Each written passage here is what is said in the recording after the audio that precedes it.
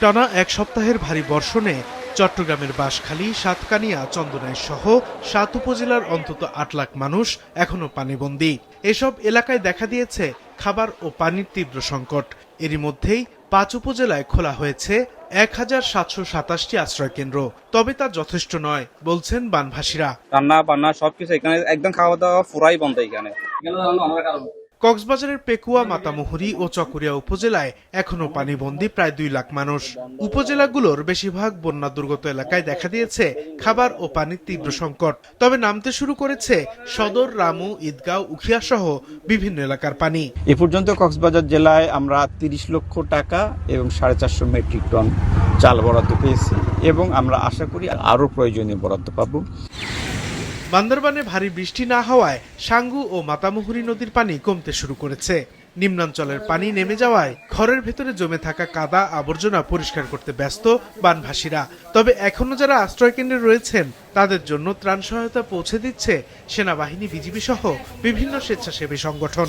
প্রায় একই পরিস্থিতি খাগড়াছড়ি ও রাঙামাটিতেও। পানি চলে গেছে, চলে যাওয়ার পরে এখন আমরা পানি নিয়ে, খাবার পানি নিয়ে, ধোয়ার পানি নিয়ে খুবই কষ্ট করার মধ্যে আমরা পড়ে গেছি। এদিকে টানা বৃষ্টি ও উজান থেকে নেমে আসা পাহাড়ি ঢলে প্লাবিত হয়েছে সুনামগঞ্জের নিম্নাঞ্চল।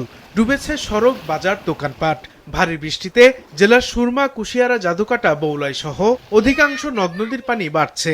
আজকে সকাল থেকে পানি বেশি বাড়তেছে।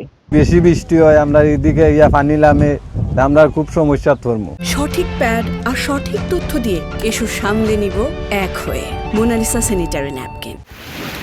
আগামী ২৪ থেকে ৪৮ ঘন্টায় সিলেট বিভাগের অধিকাংশ নদ নদীর পানি আরও বাড়বে বলে জানিয়েছে আবহাওয়া অধিদপ্তর ও পানি উন্নয়ন বোর্ড। ভারী বৃষ্টিপাত প্রবণতা দেশের উত্তর পূর্বাঞ্চল এবং উত্তরাঞ্চলে কিছুটা বৃদ্ধি পাওয়ার সম্ভাবনা রয়েছে, যার প্রেক্ষিতে দেশের উত্তর পূর্বাঞ্চলীয় সুরমা, কুশিয়ারা এবং ময়মনসিংহ বিভাগের সোমেশ্বরী, ভোগাইকংস ইত্যাদি নদীগুলোর পানি আগামী 2 দিন বৃদ্ধি পেতে পারে। বৃষ্টিপাত ও ঢল অব্যাহত থাকায় উত্তরের জেলা লালমনিরহাটে তিস্তার পানি বাড়তে শুরু করেছে। নেত্রকোনায় বিভিন্ন নদ নদীর পানি বাড়লেও এখনো তলিয়ে যায়নি নিম্নাঞ্চল।